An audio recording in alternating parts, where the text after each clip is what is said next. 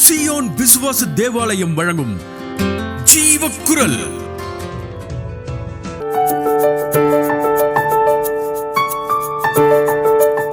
உன்னத பாட்டு பேக்ரவுண்ட் சொல்கிறேன். சாலமோன் ராஜா பஹால் அம்மோன் அப்படிங்கிற இடம் சுனேம்ங்கிற பட்டணத்தில் இருக்குது. சுனேமும் சுலேமும் ஒன்று தான். சுனேம் பட்டணத்தில் எருசலேம்லேருந்து 60 மைல் தள்ளி இருக்குது Shunem. From Jerusalem 60 miles away. Solomon ராஜா அரச பணியில் ஈடுபட்டு ஆட்சி செய்வார். கொஞ்சம் டயர்ட் ஆயிடுச்சுன்னா அவர் என்ன செய்வார்? கொஞ்சம் டயர்ட் ஆயிடுச்சுன்னா சோல்ஜர்ஸ் எல்லாம் கூப்பிட்டுட்டு ரிசார்ட்டுக்கு போகிறோம்ல நம்ம, அது மாதிரி ஒரு 1 வீக்கு ரெஸ்ட் எடுக்க போகிறேன்ட்டு பாகாலம்மோன், அது ஒரு பெரிய பங்களா, அங்கே தோட்டம் இருக்கும், போவார். போய் தங்க போவார். இந்த தடவை என்ன சொன்னார் தெரியுமா? நான் ரெஸ்ட்டுக்கு போகிறேன்ப்பா, வழக்கமாக நிறைய பேரை கூப்பிட்டு போவேன், இந்த தடவை யாருமே வேண்டாம், நான் மாத்திரம் போய்க்கிறேன், தனியாக போய்க்கிறேன், வேறு ஸ்டைலில் இருக்க போகிறேன் அப்படின்னு சொல்லிவிட்டு ஒரு தலைப்பா கட்டி ஒரு மெய்ப்பன் மாதிரி வேஷம் போட்டுட்டு ஒரு 10-20 ஆடுகளை வாங்கிட்டு மெய்ப்பனாக வந்தார், என் ஆண்டவர் மெய்ப்பனாக வந்தார், வந்துட்டு ஆடை மேய்ச்சிட்ருக்கார். சாலமன் ராஜா என்ன அழகு! மெய்ப்பனாக வந்த அந்த ராஜாவை, என்ன நம்ம ஊரில் இவ்வளோ நாளும் இந்த சுலமத்தில் இப்படி ஒரு மெய்ப்பன் பார்த்ததே இல்லையே, ஏன்னா புது மெய்ப்பனாக இருக்கிறாரு அப்படின்னு இவளுக்கு லஞ்ச் டைம் 1 to 2 அது கேட்குறாரா அந்த சாலமன் ராஜாவுடைய. அப்படி போகும்போது, நீங்கள் லஞ்ச் டைமில் ஆடை எங்கே மேய்க்க போகிறீங்க? ஏன் கேட்குற? எனக்கு லஞ்ச் டைம் தான் ஃப்ரீ, மற்ற நேரம்லாம் சூரியன்லேயே நின்று வெயிலே நின்று கருத்து போயிட்டேன். கருப்பாக இருக்குன்னு நினைக்காதுங்க, கருப்பாக இருந்தாலும் அழகாக இருக்கிறேன். ரட்சிக்கப்படுறதுக்கு முந்தைய எல்லாரும் கருப்பு தான். ஆனால் நான் ராஜாவே மெய்ப்பனாகி மட்டும் வந்தால் அழகாயிருவேன், அதனால் லஞ்ச் டைம் வரேன்.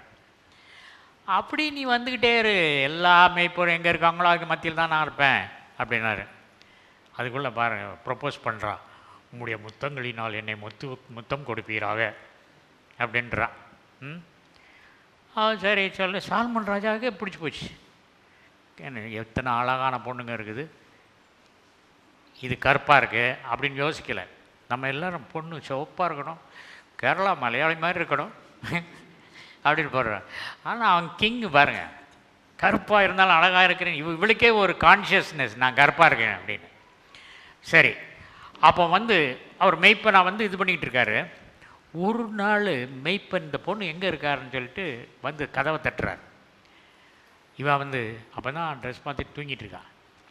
யார் கதவை தட்டுறாங்க? அவன் கதவை திறக்க முடியாது, நான் தூக்கம் வருது அப்படின்ட்டு தூங்கிட்டான். அடுத்த நாள் கதவை திறந்து பார்த்தா கைப்பிடியெல்லாம் வாசனை அடிக்குது. ஓ, மெய்ப்பன் தான் வந்துட்டு போயிருக்காரு அப்படின்னு சொல்லிட்டு போய் தேடுறான். அங்கே வாட்ச்மேன்கிட்ட தேடுறா, அவங்க கேட்குறா, அங்கே கேட்குறா. இல்லைம்மா, ஏசப்பா நம்ம உள்ளத்தில் கதவை தட்டும்போது நீ கதவை திறக்கலைன்னா அவர் போயிடுவார். வலை போட்டு மீன் பிடிக்கலைன்னா தூண்டில் போட்டு பிடிப்பார், உன் வாய் கிழிஞ்சு போகும். ஓகே, அவர் கூப்பிடும்போது வந்துரு. அப்போ இவன் ஆமாம், இந்த மெய்ப்பை எங்கே போனான்னு தெரில, ஆடை என்ன செய்தானோ தெரில. ராஜாவுக்கு ஹாலிடே முடிஞ்சு போச்சு. எங்கே போயிட்டார்? ஊருக்கு போயிட்டார். ஊருக்கு போனாலும் கருப்பாக இருந்தாலும் அழகாக இருக்கிற அந்த பெண்ணை மறக்க முடியல. ஊர் சேர்ந்தேன், என் உளம் சேரக்கானேன் அப்படின்னு சொல்லிட்டு, எப்பா பல்லக்கு தயார் பண்ணு, நம்ம சோல்ஜர்ஸில் 60 பேரை கூப்பிடு, நம்ம போகணும் அப்படின்னா. எங்கேயா போகணும்? அது சுனேம் பட்டணத்துக்கு போகணும். அப்படியா, சரி போகலாம் அப்படின்னு பல்லக்கில் உட்கார்ந்து ராஜா போகிறார். போனோடனே அந்த சுனேம் பட்டணத்துக்குள்ளே நுழைஞ்ச உடனே பல்லக்கு வருது. 60 சோல்ஜர்ஸ் இருக்காங்க கூட. பல்லக்கு வந்தோடனே எல்லோரும், நம்ம ஊருக்கு என்னமோ ஒன்று வருது, ஒரு பல்லக்கு வருது, ராஜாலாம் வருவார் போலுக்கு அப்படின்னு இருக்கும்போது எல்லோரும் போய் பார்க்குறாங்க, வாய் பார்க்க போகிறாங்க என்ன நடக்குன்னு. அப்போ இந்த கற்பழகியும் போகிறான். எதுக்கு வந்ததுக்கோ தெரியல அப்படின்ட்டுருக்கா. அப்படி இருக்கும்போது அங்கே இருந்து ராஜா பல்லக்கு நிற்குது, இறங்குறாரு. பார்த்தோன்னே, ஏய் இது நம்ம மேய்ப்பன் மாதிரி இருக்கே அப்படின்றாரு. ராஜா நேராக கற்பழகிட்டு வந்து, உன்னைய கூட்டு போகத்தான் வந்தேன் அப்படின்னு சொன்ன உடனே நம்மளை பரலோகத்துக்கு கூட்டு போய் ஆண்டவர் வர்றாருப்பா. அவளுக்கு ஒரே உற்சாகம், கொஞ்சம் இல்லைங்க நான் போய் ட்ரெஸ் மாற்றிட்டு வந்தேன். போதும் போதும் இதே ட்ரெஸ், நம்ம அரண்மனைக்கு வந்து ட்ரெஸ் மாற்றிக்கலாம் அப்படின்னு சொல்லிட்டு பல்லக்கில் ஏறுறான். அந்த பல்லக்கு பேர் ரட்சண்யம் என்னும் பல்லக்கு, த பலக்கின் ஆஃப் சால்வேஷன்.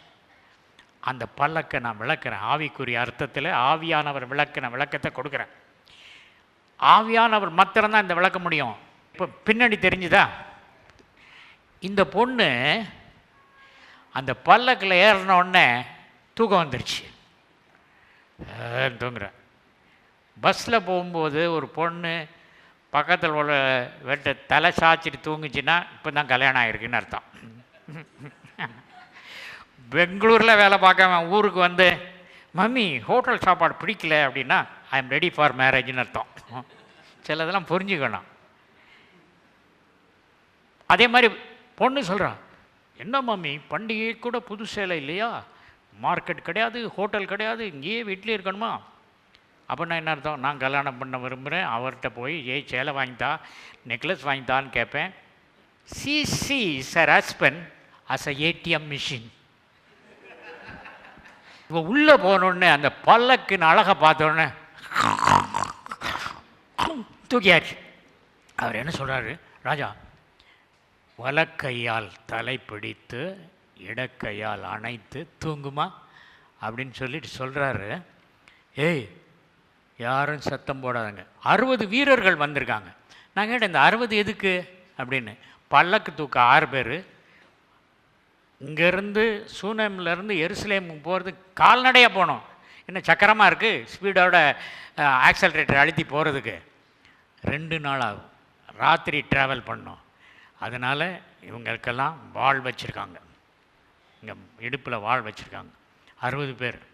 நான் கேட்டேன் அது என்ன 60 நம்பரு, 40 இருந்தால் போதாதா அல்லது 70 வச்சா போதா? அது சொன்னார், 6ஆம் நாளில் படைக்கப்பட்ட மனிதனுக்கு 66 புத்தகங்களை கொடுத்த நான் 60 அந்த மனிதனுக்கு ஏஞ்சல்ஸை கொடுத்துருக்கேன், கார்டியன் ஏஞ்சல்ஸ்.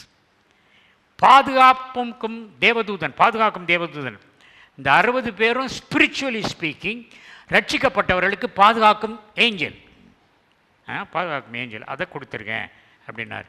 இவ தூங்குறா. ராஜா சொல்கிறாரு, பேசாத, அவா பிரியமாக மட்டும் தூங்கட்டும். இன்னைக்கு சாயங்காலம் வரைக்கும் தூங்கினா தூங்கட்டும், நாளைக்கு காலை வரைக்கும் தூங்கினா தூங்கட்டும் அப்படின்னு வச்சிட்ருக்காரு. சாலமன் ராஜா சுலமேத்தியாளுக்கு காட்டின அன்பு, ஏசப்பா நமக்கு காட்டிய அன்பு விளங்குது. தூங்கிட்டான். எருசலேமின் குமாரத்திகளே, எனக்கு பிரியமானவளுக்கு மனதாகும் மட்டும் நீங்கள் அவளை விழிக்க பண்ணாமலும் எழுப்பாமலும் இருக்கும்படி வெளிமான்கள் மேலும் வெளியின் மறைகள் மேலும் உங்களை ஆணையிடுகிறேன். எருசலேம் பெண்டீரே, உங்களுக்கு நான் கூறுவது, தலைவியை தட்டி எழுப்பாதீர்கள், அவளே விரும்பும் வரை அவள் தூங்கட்டும். என் கையில் உள்ளே வந்து தூங்கிட்டால, அவள் தூங்கட்டும். அதாவது என்ன அர்த்தம்னா, when you are in the embrace of Jesus, nobody should disturb. நீங்கள் கிறிஸ்துவை ஏற்றுக்கொண்டோன்னு இடையில் யாரும் வரக்கூடாது, எழுப்பி விடக்கூடாது, அவருடைய அரவணைப்பிலிருந்து உங்களை எழுத்திடக்கூடாது அப்படி சொல்கிறார். அதில் என்ன வருது, வெளிமான்கள் மேலும் வெளியின் மறைகள் மேலும் உங்களை ஆணையிடுகிறேன். சாலமன் ராஜா சஃபாரி ட்ராவலுக்கு போவான். அதாவது மிருகங்கள் உள்ள காட்டில் சுயாதீனமாக மிருகம் இருக்கும்போது போவார். அப்போ போகும்போது சஃபாரியில் கவரிமான், கலைமான் அப்படி நிற்கும்.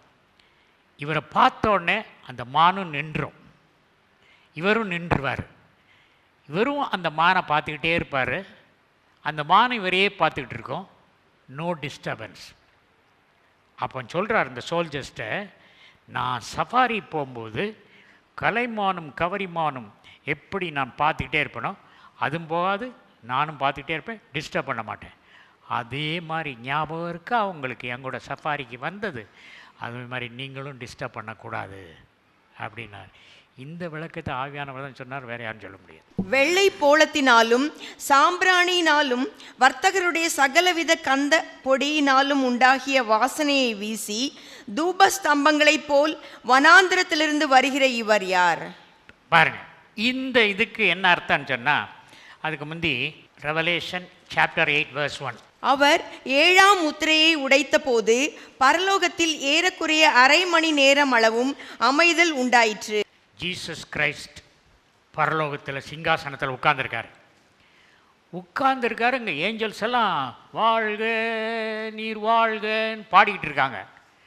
திடீர்னு சிங்காசனத்தில் ஜீசஸ் மிஸ்ஸிங், அவரை காணோம். இவங்க எங்கே போனார், மறைஞ்சே போயிட்டாரு, எங்கே போயிட்டாருன்னு எல்லாம் இருக்காங்க. அப்படி இவங்க சுமார் அரை மணி நேரம் சைலன்ஸ். இவர் எங்கே போனார்? உலகத்துக்கு வந்துட்டார், வனாந்திரத்துக்கு வந்துட்டார். வனாந்திரத்தில் விக்டர் ஞானராஜ், ரட்சிக்கப்பட்டவங்க எல்லோரும் இருக்காங்க. நம்மளை மார்பில் சாய வச்சு அப்படி கூட்டு போகிறாரு. இந்த ஏஞ்சல்ஸ் எல்லாம் பார்க்குறாங்க, எப்பா சிங்காசனத்தில் காணப்படாமல் போன இயேசு அந்த வரார்பார்.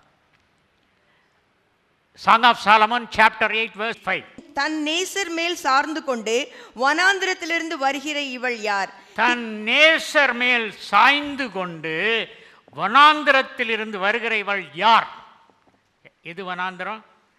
பரலோகத்தை கம்பேர் பண்ணும்போது நம்ம உலகமே வனாந்திரம். நம்ம எங்கே இருக்கோம்? வனாந்திரத்தில். டாக்டர் செத்து போயிடுவா, நீ 2 நாளில் செத்து போயிடுவா. ஐயோ டாக்டர் பார்த்து கொஞ்சம் உயிரை கொடுங்கன்னு. ஏன்? வனாந்திரத்தில் இருக்க அவ்வளோ ஆசையா? மார்பில் சாய்ந்துட்டு வரான். The bridegroom is taking the bride. அப்படி வரார்.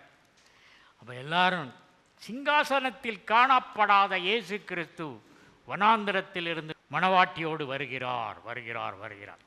அந்த மணவாட்டியை பற்றி சொல்லும்போது கண்டோர் கூற்று, இது 13வது பாடல். இது யாது? Who is this? பாலை வெளியிலிருந்து புகைத்தூண் போல் எழுந்து வருகிறதே. அவர் பில்லர் ஆஃப் கிளவுட் மாதிரி வரார். It is glory, heavenly glory. நம்ம மகிமையில் தான் போவோம். மகிமையின் மேல் நம்பிக்கை. நம்மளை ஆண்டவர் மகிமையில் கூட்டு போகிறார். அதுக்கப்புறம் புகைத்தூண் போல் எழுந்து வருகிறதே.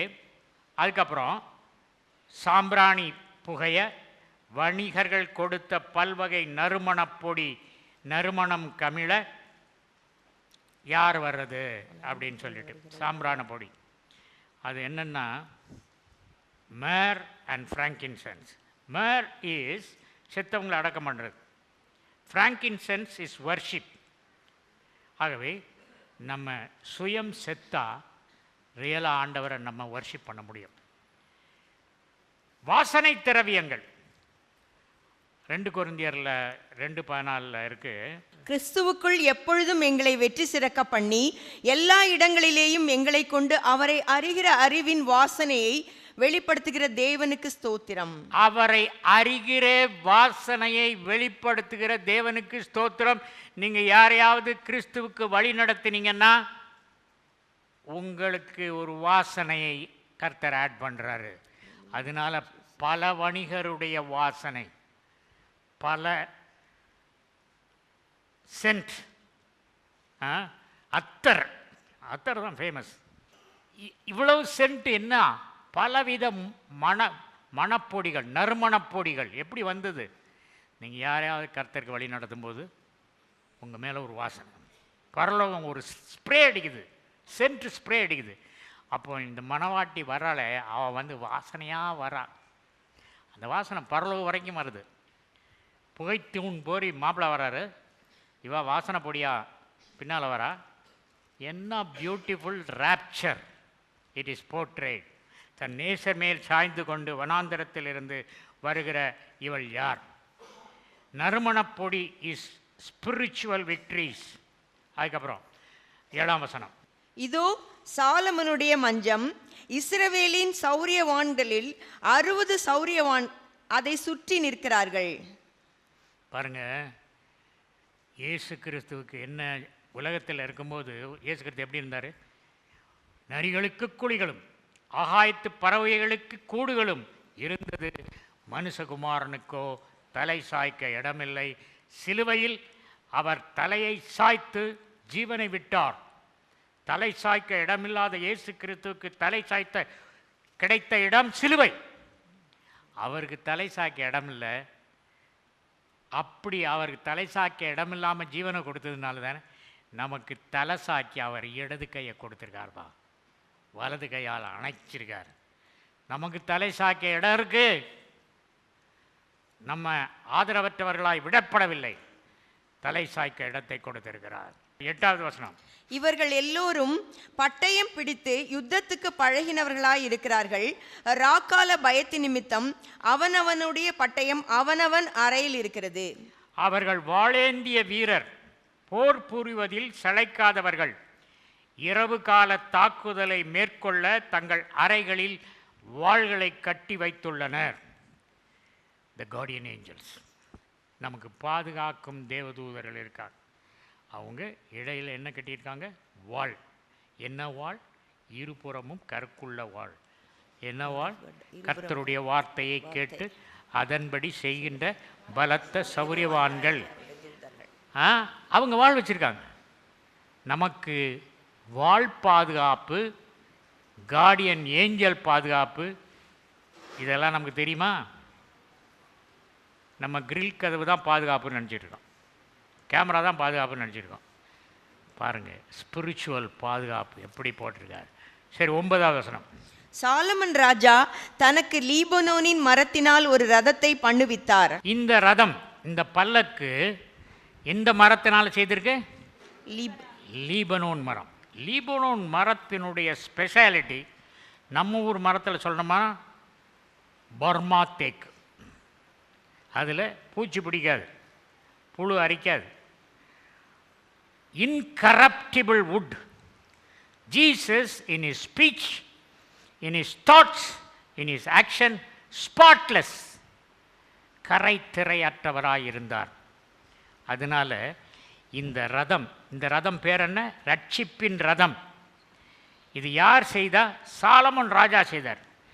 அவரே பர்சனலாக இதை செய்தார், சிலுவையில் செய்தார். உதவிக்கு சவுக்கடி கொடுக்க ஒருத்தன், ஆணி அடிக்க ஒருத்தன், சம் பீப்புள் were there.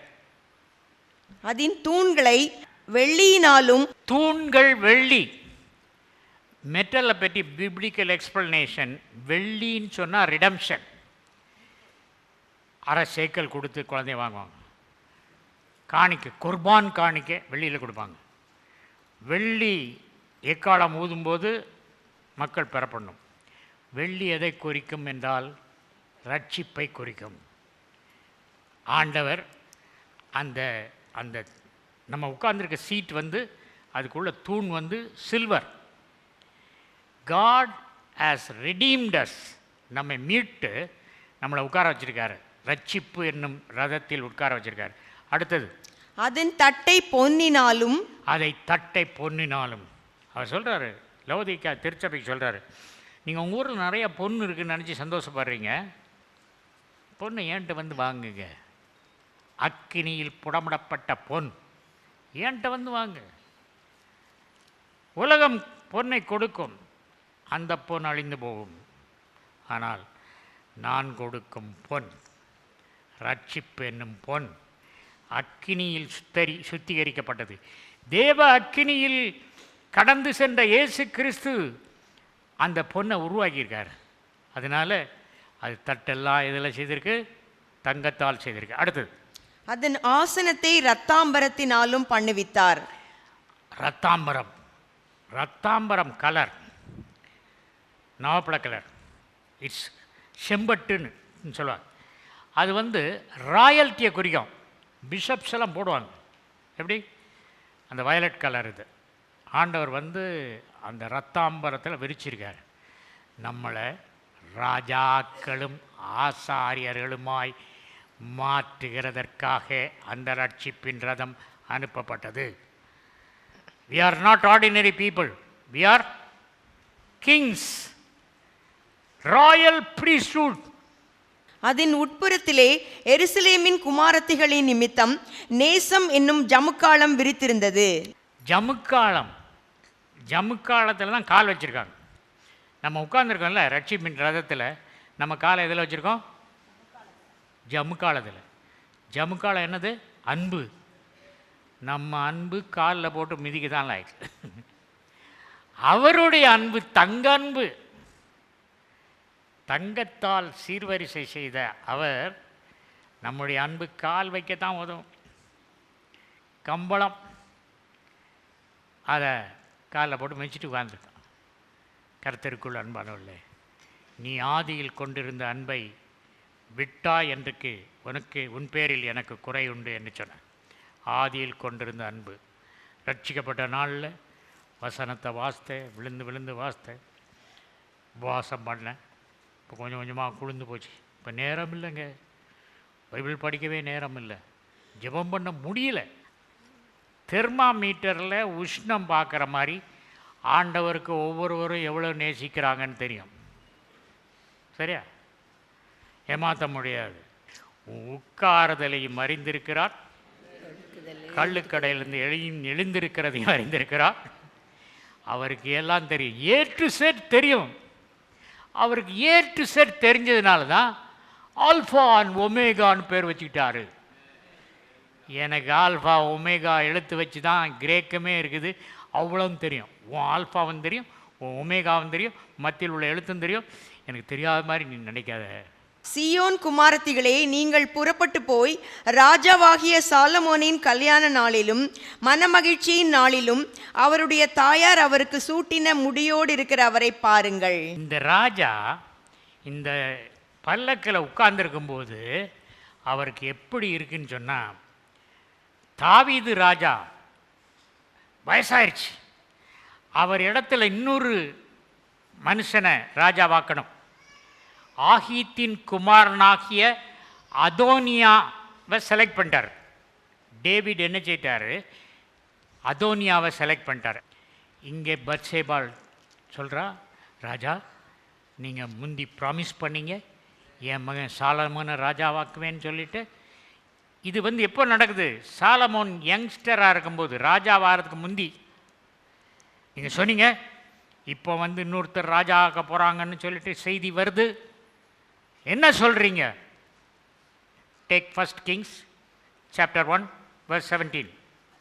அதற்கு அவள், என் ஆண்டவனே, எனக்கு பின் உன் குமாரனாகிய சாலமன் ராஜாவாகி அவனே என் சிங்காசனத்தின் மேல் வீற்றிருப்பான் என்று நீர் உம்முடைய தேவனாகிய கர்த்தரை கொண்டு உமது அடியாளுக்கு ஆணையிட்டீரே. நீங்கள் சத்தியம் பண்ணி சொன்னீங்க, உன் மகனுக்கு தான் ராஜா பட்டத்தை கொடுப்பேன்னு சொல்லி சிங்காசனத்தில் வைப்பேன்னு. இப்போ அதோனியா வர்றான்னு கேள்வி போடுறேன், என்ன சொல்கிறீங்க? தாவீது ராஜா சொன்னார், என் மகன் சாலமோனுக்கு தான் ராஜ பட்டம் கொடுக்க போகிறேன், அதோனியாவுக்கு இல்லைன்னு உடனே பத்சேபாள் குதிச்சுட்டு வீட்டுக்கு வரா. ஒரு கிரீடத்தை எடுத்து, மகனே நீ ராஜா ஆயிட்ட அப்படின்னு வைக்கிறான். அப்போ அவருக்கு எவ்வளோ சந்தோஷம் இருக்கும்? சொன்னாங்க அதோனியா தான் ராஜா ஆக போகிறான், நீ இல்லை. துக்கமாயிருச்சு. ஆனால் அம்மா போய், பத்சேபாள் போய் தாவீதுட்ட பெர்மிஷன் வாங்கிட்டு ராஜாவாக்குறேன்னு சொன்ன உடனே ஒரு ஆர்டிஃபிஷியல் கிரீடம் வச்சார். இப்போ என்ன சொல்கிறாரு இந்த எழுத்தாளர்? என்ன சொல்கிறார்? சாலமன் என்ன சொல்கிறாருன்னா, எங்கள் அம்மா எனக்கு கிரீடம் வச்சு ராஜாவாக்கின அந்த நாளில் நான் எவ்வளவு சந்தோஷம் அடைஞ்சனோ அதே சந்தோஷம் இப்பொழுது இந்த பல்லக்கில் போகும்போது இருக்குது. அதுதான் இந்த வசனம் சொல்லுது. ஆண்டவருக்கு அவ்வளோ சந்தோஷம் நம்மளை கூட்டு போகுது. களிமண்ணை கூட்டு போகிறதுக்கு அவ்வளோ சந்தோஷமா? அவ்வளோ சந்தோஷம். பைபிளில் யார் ரொம்ப பிரியம்? மனசில் நினச்சிக்கங்க. பைபிளில் எத்தனையோ பேரை பற்றி படிச்சிருக்கீங்க. யார் ரொம்ப பிரியம்? எனக்கு யார் ரொம்ப பிரியம் தெரியுமா? அந்த 2 கழுதையை வாசலில் கட்டி வச்சுருக்கான். போன உடனே எஜமானுக்கு தேவைன்னு சொன்ன உடனே ஆத்துட்டு போங்க அப்படின்ட்டான். நான் கேட்டேன், 2 கழுதை திரும்பி வருமானு கேட்டானா, எவ்வளோ வாடகை தருவேன்னு கேட்டானா, எஜமானுக்கு தேவைன்னா எந்த எஜமானு கேட்டானா, கேட்கல, அவுத்துட்டு போங்க அப்படின்ட்டான். ஆண்டவருக்கு தேவை என்றால் அவுத்துட்டு போ அப்படின்ட்டான். நான் கேட்டேன், அந்த பையன் யார்? அவன் யூதா, அவன் பேர் யூதா. அவன் ஏன் போகணுன்னு சொன்னான், அவுத்துட்டு போகணுன்னு சொன்னான்? அவனுக்கு என் மேலே ரொம்ப பிரியம். நான் எங்கெல்லாம் பேசினேனோ அங்கெல்லாம் வந்துடுவான். கூட்டத்தில் பக்கத்தில் வந்து உட்காந்துக்குவான், மெசேஜ் கேட்பான். என்ன நல்ல மனுஷர், இவர்கிட்ட பேசுகிறதுக்கு ஒரு சான்ஸ் கிடைச்சா நல்லா இருக்குமே. சான்ஸ் கிடைக்கல. நம்ம அவரை நேசிப்போம், அவர் கூட்டத்துக்கெல்லாம் போவோம், எதை கேட்டாலும் அவர் கொடுப்பேன் அப்படின்னு இருக்கான். அந்த யூதாவின் உள்ளம் அந்த ஊர்லேயே எருசலேமிலே அவர் அதிகமாக நேசித்தது அந்த நாளில் அவன்தான். அதனால் துணிஞ்சு சொன்னார். ஏசப்பாவுக்கு தெரியும்.